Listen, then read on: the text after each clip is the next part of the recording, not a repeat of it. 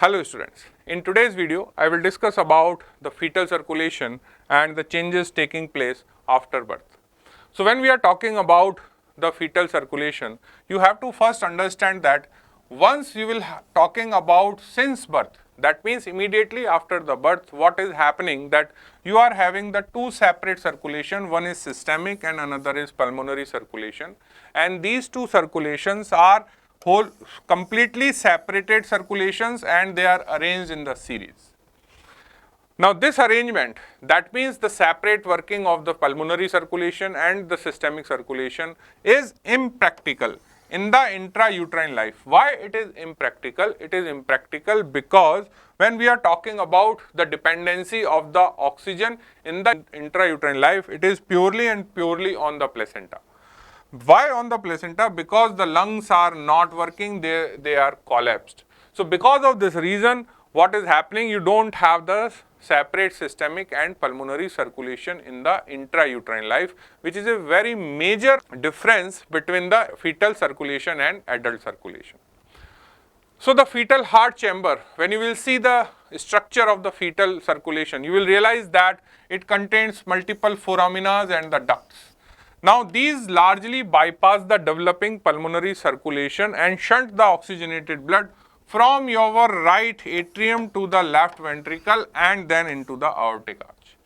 What does it mean? The meaning is that when you are talking about the adult circulation, what you know that from the right atrium, the venous blood will go into the lungs, and from the lungs it will enter into the left atrium and then it will enter into the left ventricle to the aorta. But as I already told you, the lungs are not functioning in the intrauterine life. So what will happen, whatever the blood is there in the right atrium will enter into the left atrium to the left ventricle and in the aorta. Why this is happening? Because of this collapsed lungs. So you have to now bypass the blood from this circulation into the systemic circulation. So for this bypass of the blood, you need some kind of the channels, and these channels are present in the intrauterine heart also. The transition from the fetal dependency on the maternal support by the placenta to the relatively independent existence of the infant outside at birth brings about the changes in the circulation. So what is the meaning? That meaning is when we are talking about intrauterine life, you are having this structure which is known as placenta. And this is the source of oxygen inside the fetus. And because the lungs are not working here, the lungs are collapsed, whatever the blood is entering into the umbilical cord, and it will pass through the left umbilical vein into the your inferior vena cava, and from here it will enter into the heart.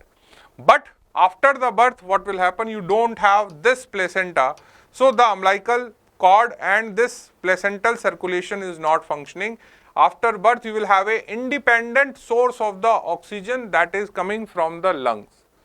So my dear students, when you are reading the fetal circulation and if you are comparing the fetal and adult circulation, it is a main important difference that the pulmonary circulation is not independently working in the intrauterine life.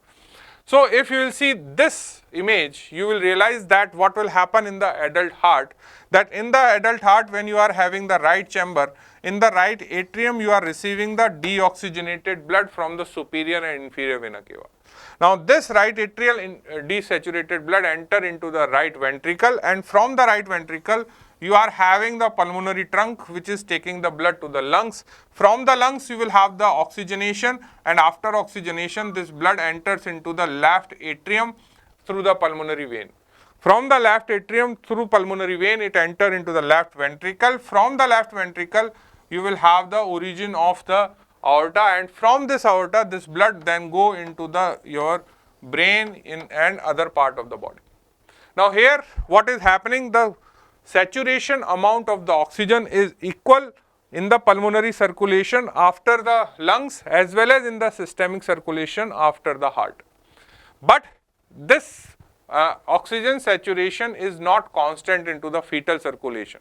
That I will discuss in the coming slide. Second part is that when we are talking about the venous return, the venous return from the upper part of body and lower part of the body comes from the inferior vena cava and superior vena cava into the right chamber. And when you will compare it with the fetal circulation, what is happening? In this venous drainage, where you are having the source of the venous blood from superior vena cava, from inferior vena cava, you are having one more venous blood which is coming from the placenta, that is your umbilical vein. Clear? That means the venous blood which is entering into the right atrium inside the intrauterine life is coming from the three sources: superior vena cava, inferior vena cava and left umbilical vein, and this blood then enters into the right chamber of your heart. Now from the right chamber it enters into the right ventricle. From the right ventricle this blood tries to go into the pulmonary circulation. But as the lungs are not working inside the intrauterine life, majority of the blood from this pulmonary trunk enters inside the systemic circulation through the aorta, and there is a connection which is known as ductus arteriosus, and this connection is absolutely absent here. Clear? And then the blood will enter into the systemic circulation, and later on again you will have this flow of the blood. So when you will see the changes into the fetal circulation and the adult circulation, what you are able to understand, that because the lungs are not functioning, there is a bypass is seen which is known as ductus arteriosus. This ductus arteriosus absent into the adult life. Why? Because your lungs are functioning. The second thing is that you don't have any placental source of the oxygen into the adult life. So what is happening? The saturation into the venous blood, or you can say the blood which is entering into the heart, already decided by this source of the oxygen which is coming from the placenta. While in the adult circulation, the oxygen saturation in the blood is decided after the pulmonary circulation, because this blood which is entering into the heart is having the deoxygenated blood, while in the fetal circulation you don't have the deoxygenated or oxygenated. We are always talking in terms of the comparative oxygen saturation in the fetal circulation, because in fetal circulation you don't have pure oxygenated or pure carbon dioxide mixed deoxygenated blood. So my dear students, the first thing comes in the fetal circulation is umbilical vein, which is a source of your oxygenated blood, and this oxygen saturation is 80% in the veins of umbilical cord. Now initially there are two veins, one is the left and another is the right. The right vein disappear and the left vein left, and that's why we are always talking about the one vein. So this is your left umbilical vein, and through this left umbilical vein your oxygenated blood is entering inside the fetal life. Clear? Now once this blood is approaching to the liver, now here this is the important thing to understand, that once this blood approach the liver, the most of this blood flow through the ductus venosus. Now in the intrauterine life, you know, there is a channel is known as ductus venosus, and this ductus venosus connects the inferior vena cava with the left umbilical vein. So the blood is going to shunt, or it bypass the liver, and here you can see that this blood which is present in the umbilical vein is now entering into the inferior vena cava through this channel. Now the ductus venosus is also having a small mixing of the blood, and this deoxygenated small amount of the blood coming from the sinusoids in the liver. So here you can see that this is the sinusoid, and these sinusoids are having a connection with the ductus venosus. So ductus venosus receive very small amount of deoxygenated blood into the liver. Otherwise what is happening, the majority of the oxygenated blood from the umbilical vein directly enter into the inferior vena cava and it bypass the developing liver. Now the ductus venosus is having a very important function, and that is known as sphincteric mechanism, and this sphincteric mechanism avoid the sudden overloading of the heart. Now what is sudden overloading? Dear students, you have to understand that when we are talking about the entry of the blood into the heart, now the blood is entering into the heart from the two sources, one is the inferior vena cava, one is the superior vena cava. Now what is happening, that this inferior vena cava is taking blood from the systemic circulation. Now this blood is coming from the lower limb as well as from the lower part of the trunk. And after the liver, what is happening, that here this is one more additional source of the blood which is going to enter into the inferior vena cava. So what is happening here, you have to understand that inferior vena cava after the liver is taking the blood from two sources. One is from the body and another is from the ductus venosus. Now dear students, what will happen at the time of uterine contraction, when the uterus is contracting, because as we are talking about the embryonic life, when the uterine contraction is there, there is a sudden gush of the blood is there in the vessels towards the heart. So at that time, if you will have very high amount of the blood in the inferior vena cava which is going to enter in your right chamber, it is going to create problem in terms of hemodynamic of the heart, and that is known as overloading of the heart. So to prevent such overloading into the right chamber of the heart, what is happening, there is a sphincteric mechanism is seen here in the ductus. Now this sphincteric mechanism, what will happen at the time of uterine contraction, closes, and because of this close, the blood in the umbilical vein is not enter into the inferior vena cava. So the amount which is entering into the right chamber through the inferior vena cava decreases. So there are two functions of ductus venosus. One, it bypass the liver, and second, the sphincteric mechanism of ductus venosus avoid the overloading of the heart at the time of uterine contractions. Now the next step is, we will talk about the shunting of the blood from right chamber of heart to the left chamber. So the blood from ductus venosus enters the inferior vena cava, and here it mixes with the deoxygenated blood returning from the trunk and leg. So here now what will happen in this place, you can see that this is the oxygenated blood which is entering here through the ductus venosus, but simultaneously the inferior vena cava also taking the blood from your lower limb and the lower part of the body and trunk. So this blood ultimately get mixed here, and this is a theoretical mixing. This is not the actual mixing that I will explain you in the coming slide, but yes, you can say that there it seems like a mixing of the blood. One is the oxygenated blood and another is the deoxygenated blood coming from the body. Now this blood now enters into the right atrium, because we know that inferior vena cava opens in the right atrium. Now in the right atrium, this stream of the blood is largely guided towards the foramen oval. Now see, there is a one word is there which is known as stream. Now what is stream, that I will explain. That stream is actually the two separate hemodynamically blood is flowing into the same channel. So when you are talking about the streaming, what do you mean by the streaming? Streaming of the blood means that, suppose this is a one tube. Now in this tube you are having the blood of two nature. Clear? In a single tube you are having the blood of two nature. One nature of the blood is high oxygenated blood and another nature of blood is less oxygenated blood. Now when you will see the output, it seems that there is a common saturation of the blood has to be there when the two different source of the blood entering into the same tube. But this will not happen. This is known as streaming.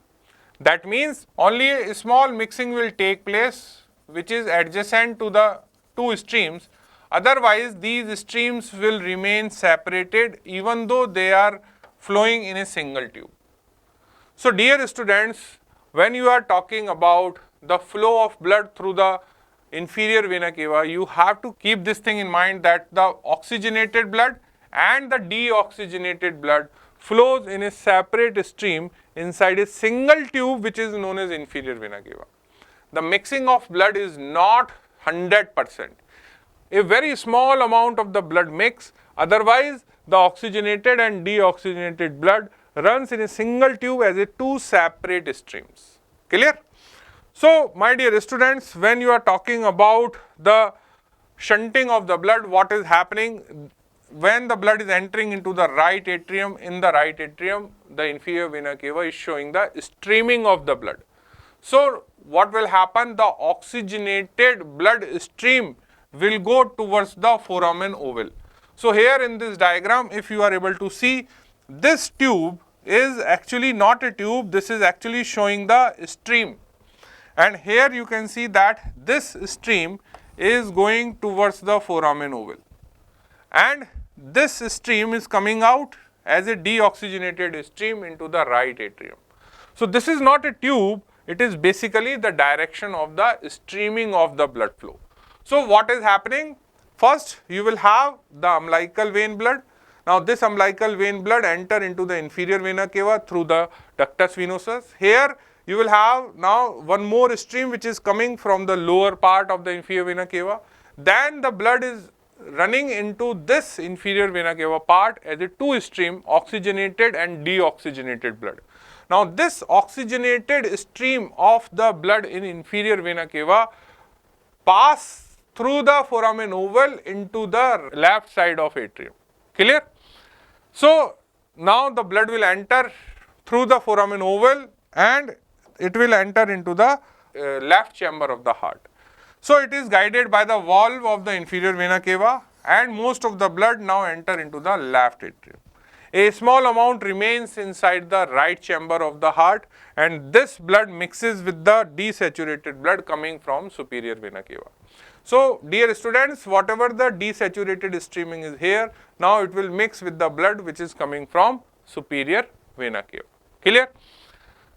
So, again you have to keep this thing in mind whenever you are talking about the flow of blood in the inferior vena cava, it is always in the form of two separate streams because there is a hemodynamically distinct nature of the blood. Clear? So, desaturated blood from the superior vena cava flows by the way of right atrium to the right ventricle and then into the pulmonary trunk. So, when you will see the desaturated blood, it is going into the pulmonary circulation which is not working in the intrauterine life, and what is happening, this separation of streams is accomplished. Why you are able to divert the blood in the different areas? Because there is a shape of the atrium and placement of the valve inside the developing heart are responsible to divert these two separate streams. So, when you are talking about the oxygenated blood stream, what is the oxygenated blood stream? It will start from the umbilical vein. From the umbilical vein, you know there is a ductus venosus. Then from ductus venosus, inferior vena cava.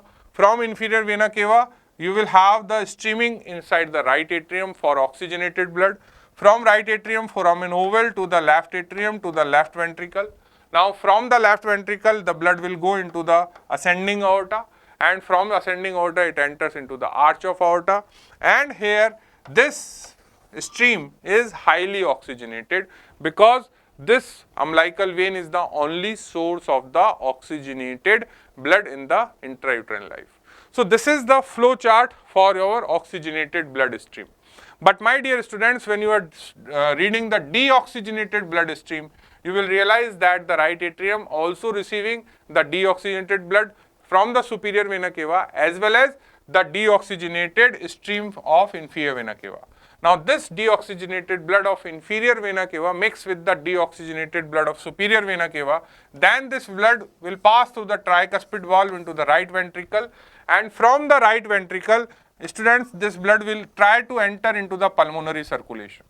But as the pulmonary circulation is not working because of the very high resistance, what will happen? This blood will enter into the channel, and that channel is known as ductus arteriosus, and through this channel this blood ultimately enters into the descending aorta, then it will circulate through the body and ultimately it enters into the umbilical artery and then it goes to the placenta for oxygenation.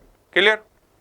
So, this is a oxygenated blood stream, this is a deoxygenated blood stream, and again I will tell you that this channel which you are able to see in this diagram is not a tunnel. It is just to showing that inferior vena cava is having a oxygenated stream, and this oxygenated stream is passing through the foramen oval and then it enters into the left side of your atrium. Clear? So, dear students, in the intrauterine life, if you will see the pulmonary circulation, you will find a very important role of the ductus arteriosus. Because the little blood flow through the pulmonary circulation during the fetal life, because the vascular resistance of the collapsed fetal lungs is very high.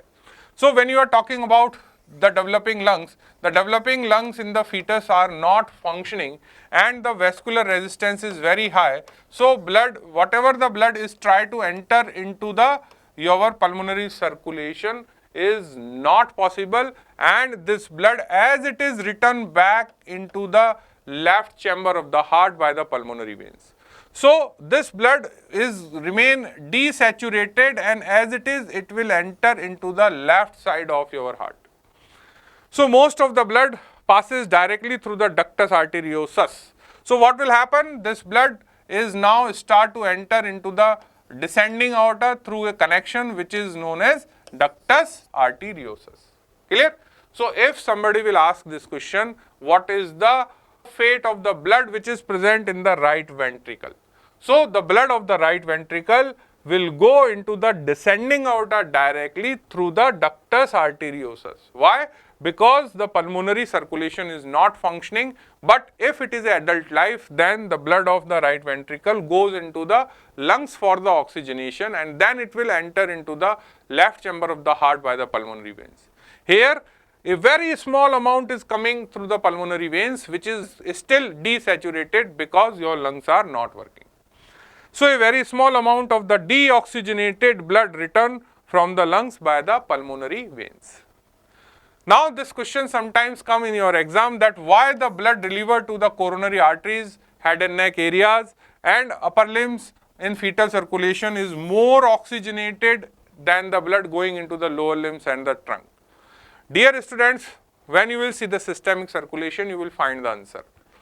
The oxygenated blood in the left ventricle is propelled into the aorta for the distribution. That you know, from the left ventricle, you will have the origin of this aorta for the distribution of the blood.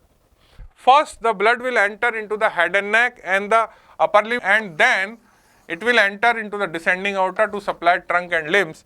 But in the intrauterine life, as the blood enters in the descending aorta, the saturation will change because this blood mixes with the less oxygenated blood shunted through the ductus arteriosus.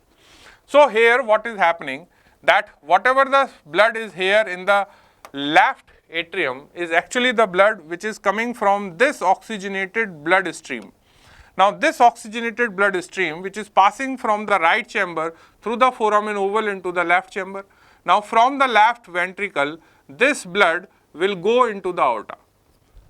Now you know that the arteries of the heart, that means coronary arteries and carotid arteries, arises preductally. Now this is the ductus arteriosus. So in this preductal portion you will have the origin of these branches. But what is happening postductal? Now because the ductus arteriosus is shunting the blood from the right ventricle to the descending aorta. So again this is the site of the mixing of the blood. So now you will realize that the saturation of the oxygen before the ductus arteriosus and after the ductus arteriosus is different. So that's why, because the coronary and carotid arteries are the initial branches or the first branches of the ascending aorta, so the heart musculature and brain are supplied with the well oxygenated blood or more oxygenated blood as compared to the lower limb and the trunk. Now what will happen at the end? This blood will enter into the umbilical arteries, and these umbilical arteries taking the blood to the placenta for the oxygenation. So my dear students, if we will talk about the theoretical mixing of the blood in fetal circulation, what are the sites? So one site is the liver. Now here you will have the mixing of the blood of the ductus venosus with the portal vein blood. Then you will have mixing of the blood in inferior vena cava, where you will have the mixing of the blood from the ductus venosus and from the lower part of the trunk and lower limb. Then the third theoretical site is the right atrium, where you are having the blood from the superior vena cava and the blood of inferior vena cava, which is theoretically mixing. Again I am saying it is not actual mixing because there is a streaming of the blood. But theoretically you can see that the mixing is taking place in these sides. Then you will have the mixing in the left atrium. In the left atrium the mixing is taking place because the pulmonary veins are also carrying some of the deoxygenated blood of your pulmonary circulation. Then lastly there is a mixing occurs in the descending aorta because you are having the deoxygenated blood enters into the aorta through the ductus arteriosus. So, what are the changes taking place after birth? So, once you are talking after birth, the most important thing is there is a breathing will start, and as soon as the breathing is there, what is happening? Your lungs start functioning, the pulmonary resistance drastically decreases, and as soon as the pulmonary vessels open and the resistance decreases, you will have the establishment of the source of oxygen shifted from placenta to the lungs. So, what will happen? At the same time, there is a spontaneous constriction occurs in the umbilical vessels. That means this part is not there. After birth, you have the clamping of the umbilical cord. So, because of the clamping, this part is not there. Then what will happen? The ductus arteriosus will also close. The foramen oval will also close after the birth. Now, why they are closing? The foramen oval is closed because the pressure in the left side now increases. Why the pressure increases in the left side? Because now the blood is directly coming from the pulmonary circulation. The ductus arteriosus constrict. Why? Because the blood which is passing through the ductus arteriosus is having more amount of the oxygen. So, because of the high amount or oxygen tension in the blood increases, it will stimulate the constriction of the smooth muscles in the ductus arteriosus. Then simultaneously the ductus venosus will also close, which is a connection between the left umbilical vein and inferior vena cava. So, my dear students, this is a question of your exam, that after birth, what is the remnants of the intrauterine life structures? So, what are the remnants? The ductus arteriosus persists as a ligamentum arteriosum. Foramen oval persists as a fossa ovalis. The umbilical vein, you know that there is a left umbilical vein is there, and this left umbilical vein forms the ligamentum teres hepatis. Then the ductus venosus persists as a ligamentum venosum in the adult life. And when you are talking about the umbilical artery, this umbilical artery is divided into the two parts. This is the proximal, this is the distal. Now, the distal part will fibrose and form the medial umbilical ligament, while the proximal part persists as a superior vesical arteries. Clear? So, my dear students, at the end you are able to understand these changes. So, what is the difference? Now, here you can see this is the ductus venosus in the intrauterine life, which is not here. You can see this is the umbilical vein, which is here, form the ligamentum teres. This is the umbilical arteries. Now, this umbilical arteries are fibrosed here to form the medial umbilical ligament, and the proximal part form the superior vesical artery. Then this is the foramen oval, which is closed here. Then you will have the ductus arteriosus, which is also fibrosed and form the ligamentum arteriosum. Clear? So, dear students, at the end of this class of the fetal circulation, what is the key factor? The key factor is, one is the lung resistance is very high in the intrauterine life, and that's why the pulmonary circulation is not working. And second thing is, there is a shunting of the blood, and this shunting is possible because there are multiple foramens and the channels are present in the intrauterine life. So, when you are reading the fetal circulation and adult circulation, you have to understand these differences, and you have to keep in the mind about the adult derivatives of the fetal life structures. So, this is all for the session. Thank you.